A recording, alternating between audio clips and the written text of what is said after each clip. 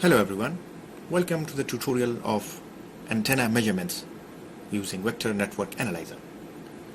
In this video, we are going to measure three different types of antennas. A conventional monopole antenna is normally found in Wi-Fi on the Wi-Fi routers. This one is 2.45 GHz. A microstrip patch antenna,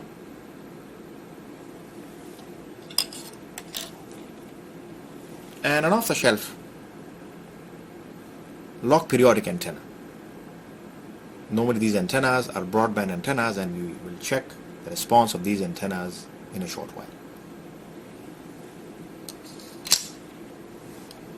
Let's start with the S11 or input reflection measurements of the monopole antenna. As you can see, that these antennas have a female connector, and we cannot connect the conventional male connectors directly to this antenna.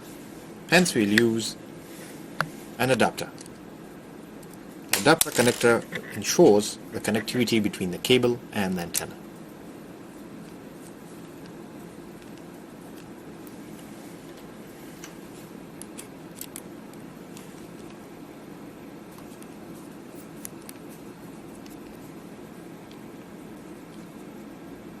Once the antenna is properly connected, we can see the input reflection response.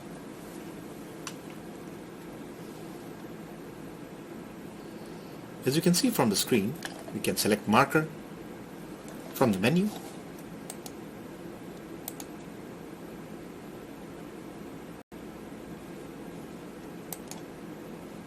On the right hand side of the screen, you can see the response 2.75 GHz with a minus 13 dB reflection.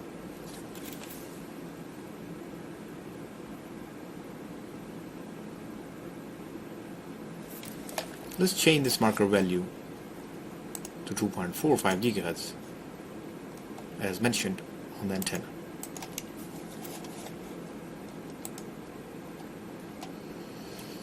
So reflection response, as you can see, minus 10 dB starts from 2.3 GHz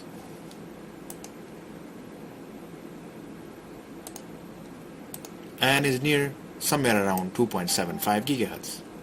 So this is the input reflection matching band, which shows that the antenna could be used from 2.3 GHz up to 2.75 or 2.8 GHz.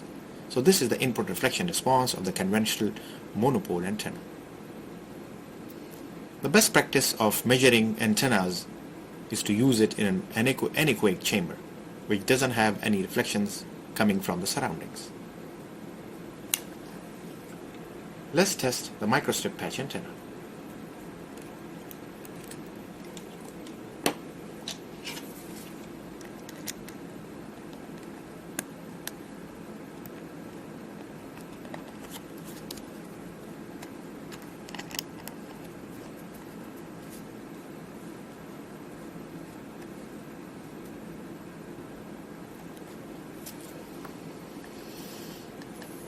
As you can see, the response of the antenna is very sharp. We have a very good input reflection matching at the desired frequency. As you can see, at 2.417 GHz, you can see it from the screen, the input reflection is around minus 35 decibels, which shows that the antenna is very well designed and can be used for operating or receiving Wi-Fi frequencies, which is somewhere around 2.45 GHz. The minus 10 dB response, which is normally the bandwidth of the antenna, as you can see, starts from 2.32 GHz by changing the marker, and this comes out to be 2.52 GHz. So the antenna can operate from 2.3 to 2.5. Let's test the log periodic antenna.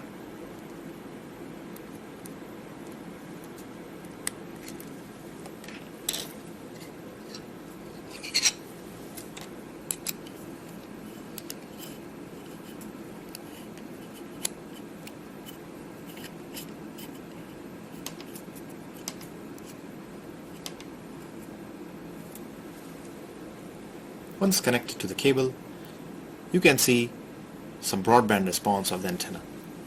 Let's configure the marker to the starting point of where we have minus 10 dB.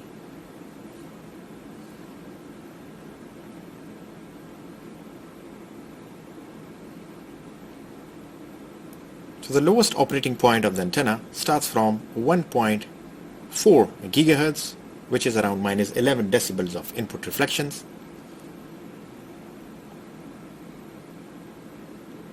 and we have a 2.5 GHz response. So typically we have the lower band response is around up to 2.5 GHz. So the lower bandwidth of this antenna is around 1.4 GHz up to 2.5 GHz. This includes GPS frequency, which is around 2.6 GHz, 1.6 GHz, and Wi-Fi frequency typically around 2.4 GHz, and some of the GSM frequencies that are around 1800 or 1.8 GHz and 1.9 GHz. So this antenna could be used for GPS, GSM, as well as Wi-Fi. Beyond the 2.5 GHz, we have another band that starts from 2.8 GHz with a minus 10 dB input reflection.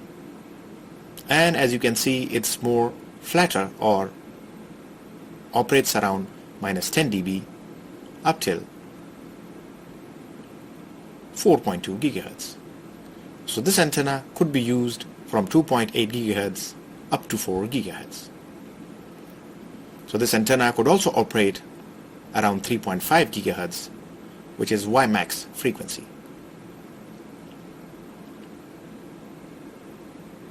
So this is the end of the tutorial for antenna measurements using Vector Network Analyzer.